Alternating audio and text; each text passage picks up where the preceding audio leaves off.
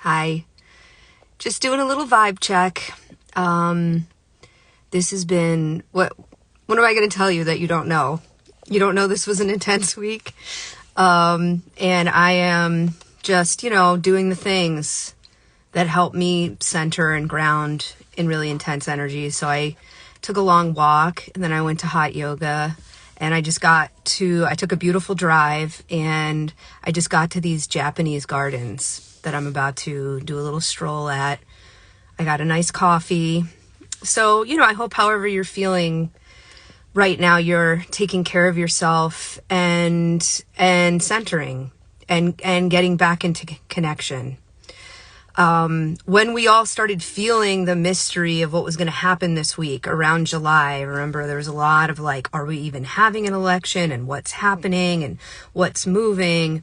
And the message had been so strongly at that time to me, and I did a video about it, that we're on a journey and we're taking it together. And I still feel that right now. And I still feel the way there's a lot of intelligence. If we stay connected, there's a lot of intelligence in both energies. So some people right now are feeling a lot of grief, and rather than say, here's why you don't have to feel grief, or, oh, you're incorrect, there's no need to feel grief, or ridicule the grief, or for you to feel like you have to defend your grief by cutting yourself off from anyone who's not feeling that. I just want to offer, just as someone who's grieved a lot, how there's such an intelligence to grief. When I was deep, and actually I've been feeling a lot of grief in these cycles that I think we're clearing up, this 16-year cycle as we go into Pluto and Aquarius. And I'm going to notate that in a minute, because I actually think it's relevant to this week too. But when I'm in the deepest of grief, I have just learned grief is such an intelligent energy, and there is no outrunning it. And so whatever has brought up grief for us, there is no outrunning it. And it's almost like, I haven't done much plant medicine, ayahuasca sort of things before, but I always say, I think grief must be like an ayahuasca type of journey, or a plant medicine sort of journey, where you've taken the medicine and now the medicine is going to guide you, and there is no changing that. There is no going in a different direction that you think is the way. It's once you're in on the ride, the ride is going to take you, and it's going to take you where you need to go. And that's just been my experience with really deep despondency and despair and grief, is that it's always been deeply intelligent, and it's even when I'm fighting it and or humiliated by it, or angry that I'm in grief, it's always taking me where I actually need to go. And sometimes it's breathtaking how intelligent the grief is. And so I just trust whoever's in grief right now, it's taking you where you need to go, that there's an intelligence to this. And then I know there's a lot of people feeling a lot of hope and feeling a lot of opening right now. And I don't think we need to simplify that as because they're going to save 20 cents at the gas station. I think, or that it's just because they hate women. I don't know. That is not accurate. That might be true. I don't know. That's the vast majority of people. That is not why they're feeling hope right now.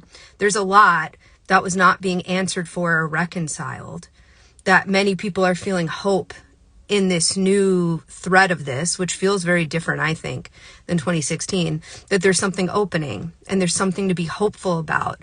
And there's some promises being made, and some ideas of possibilities that could happen right now.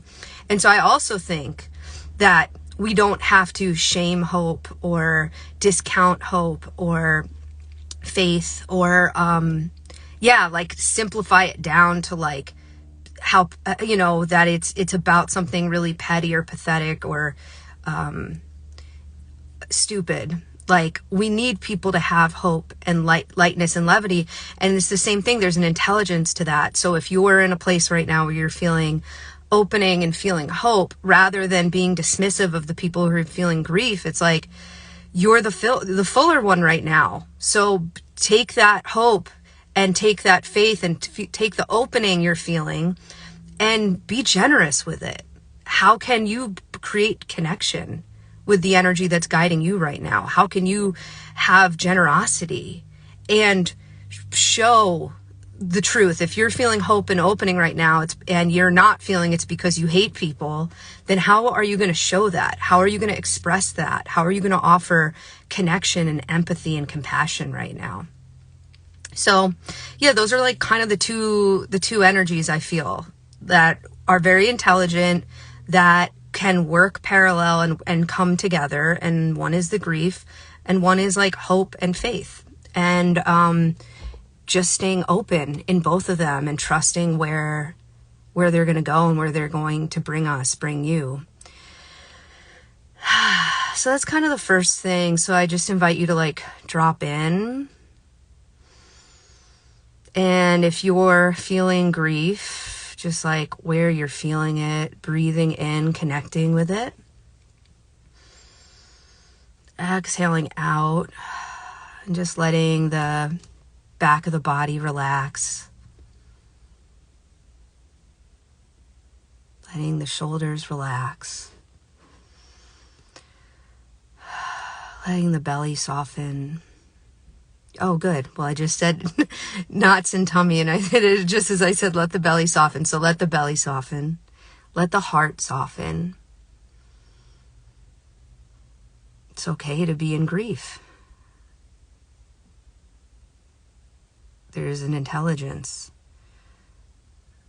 And just letting yourself receive the medicine of grief, breathing it in, exhaling out, letting yourself go down.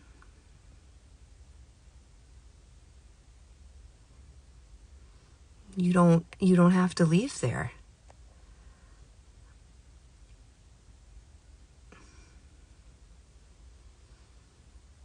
Letting yourself rest, letting yourself relax.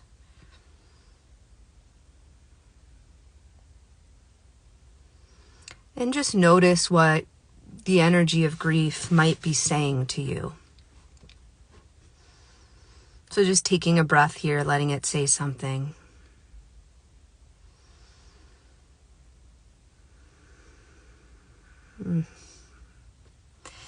And just the collective energy of grief, the message I'm hearing is, I needed you to stop so that you can begin to receive. If you're in grief, this is not about you not receiving or not getting what you need. This energy of grief is helping you to stop so you can receive. And so what's the next thing that your heart is calling out to receive? Just letting that become a sense, an energy, an image. Hey, Jess. And just breathing it in. Exhaling out. Letting yourself rest and relax there.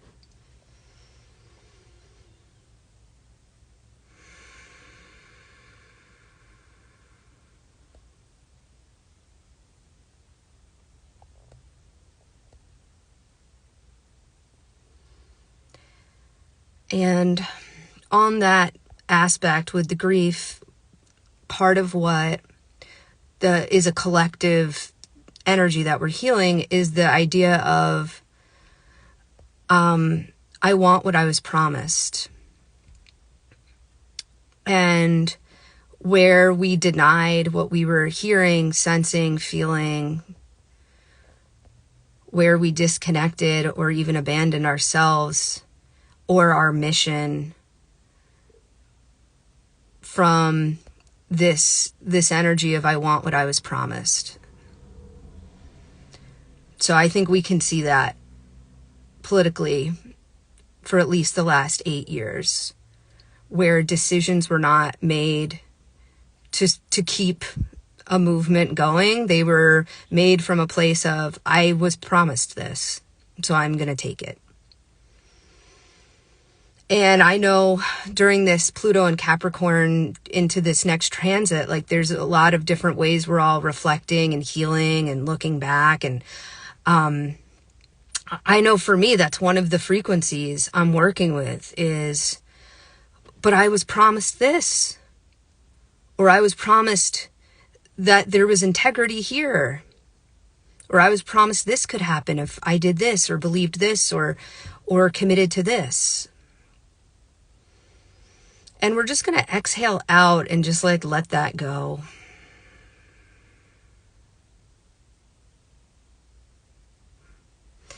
And just reconnect with like, what is the promise we have to ourself? What is the promise our soul has with our body has with our soul and body has with the earth, and why we came down to be this person right now? Let's reconnect with that promise. And so just feeling inside of yourself and in your mind's eye, just imagining that there's like a door, and you're going to open the door and you're just going to reconnect with that promise that didn't have to go anywhere, that is inside of you, that is inside the ride you're on. Just opening that door, breathing in, letting yourself feel it as the door opens.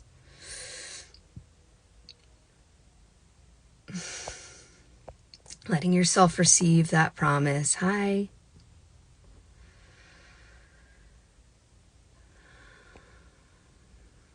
Letting yourself connect with the intelligence of the grief that brings you back to your own promise rather than the promise of others. Knowing that the grief is bringing you back to where you need to be to really receive the promise that is most important, which is the one you have with you, your soul has with your body has with your soul and body has with this planet. Nothing has taken away the ability for that promise to be fulfilled. Just dropping in, receiving that. Love you.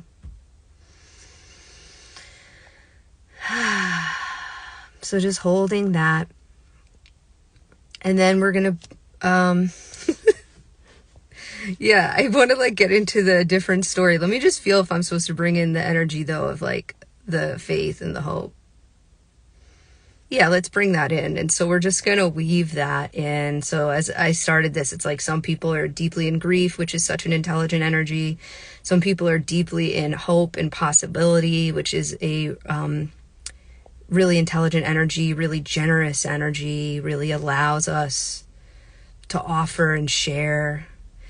And so just connecting with that and connecting with where we feel hope, possibility, faith.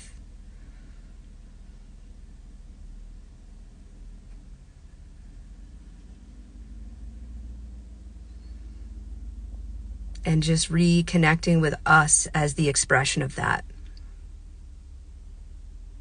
Reconnecting with what we have to offer as the expression of hope, faith, opening. An elevated experience.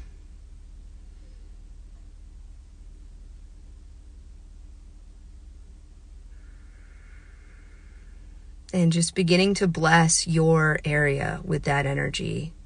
Maybe there's a specific part of the country you want to give it to. Maybe it's your, hey Vanessa, maybe it's your neighborhood, your town. Maybe it's people that you know are really struggling this week, or a community. And rather than create disconnection,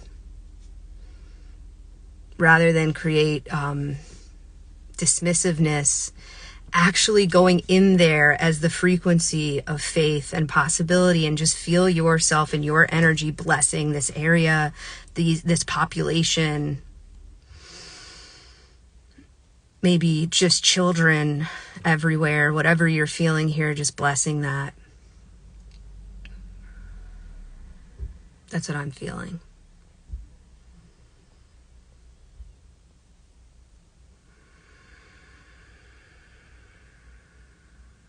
And now just feeling the way these two sides and these two energies are going to weave together in the time to come. And that this is how this works. We're going on a journey and we're going to take it together. We're taking it together. We're not taking it in these two binaries, and that's just how this is going to work. And however you're feeling is all right, and we're still burning off and shedding and releasing a lot, you know, and I think we will continue to be as we move into the next year. But this end of year, it's like, yeah, just let what's moving move. Yeah, as I was saying, there's just been a lot I've really been reflecting on in this last 8-year cycle. It's funny, like in 2008, when this cycle started, and for me, this is in my 12th house, which is all about like spirituality and the secrets and the psychic stuff. And the last 8 years, you know, when I think about when this cycle started, I was in a, you know, one of my first deep full-time missions as a healer, and working with this woman, you know, this is a longer story, so I might not get into the whole thing, but working with this woman who was doing like all different types of cancer treatments, completely natural, which is what I thought, like that's what I believed in after the experiences I had just come out of. And then all these different types of healers from all around the world were in the house. And then eventually, and I got to see like the shadow side of that and also the magic of that. And then eventually traditional medicine, and eventually her passing. And that was like the beginning of this Pluto and Capricorn. And I learned so much about how life is never one or the other. It's a symphony of many things. And the most important thing is connection, and like feeling the connection with those of you who are taking the journey with you.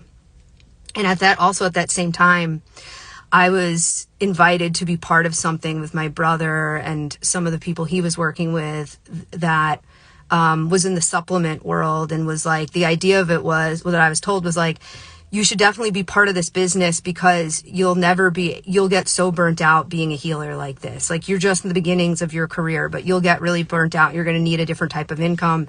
And then Donald Trump ended up buying the company. So I was actually like at some events and things with Donald Trump there. So he was like at the start of this cycle for me, and here he is again. And there was a lot of promises made about what was possible and what was going to happen with this company. And like, I did develop and learn connection in a lot of important ways.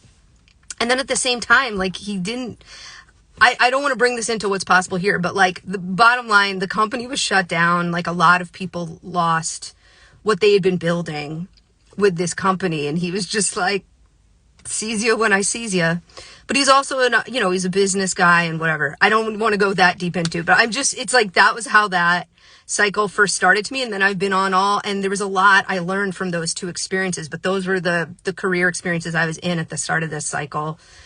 And now I'm coming to the end of this cycle, and I'm just reflecting on all the teachers and the mentors and the career experiences and all the many people I've worked with as a practitioner and as a business owner. And, and what I want to take with me, and where I'm healing the story of, but this is what I was promised, and where I want to go, and the level of integrity that's required from anyone I'm aligning with to go there. So that's the work I'm doing right now. It's been deep, it's been heavy, and sometimes it makes me want to hide out a little bit or not. Like, I have a friend of mine, it's like really felt I've been going through that, and she's been like in a much, she's in her own stuff, but she's in like like a really blessed time in her life. And sometimes I'm like, I don't want to bring the stuff I'm working to her. And I was texting her out this morning, like, I'm sorry to be a little disconnected. I just like don't want to bum you out when you have all this other stuff going on. And she was like, the amount of times you were there for me in the previous years when like I had a very different capacity, like I can be here for you, and let me like journey with you. And it just reminded me, like, that's what this is right now. Like, my experience in general has just been like, there's things to grieve right now, and there's also things to be hopeful and have faith about right now. And it makes me think a lot of my experience with like traditional medicine and functional medicine, and like there's a lot of beautiful angels in both worlds, and there's a lot of like arrogance also in both worlds, and like that for me is the thing I think of. And just like what I've learned is like it's all a symphony, it's all a tapestry, it's all about being in connection and following the promise that we have on a soul level with this time and with this planet. And there's a way where those of us who have more to give right now and have more levity and light about this moment can be a beacon of generosity for those who are feeling frightened or grieving or confused, and can take a stand and be like, actually, this is what this movement is about. If it is, right? If this movement for you is actually about light, then like offer that to those people who do not feel that right now. So yeah, it's a journey. We're all going on it together. Yeah, I'm excited for the end of this month. I'm excited for the shift into the Aquarian time.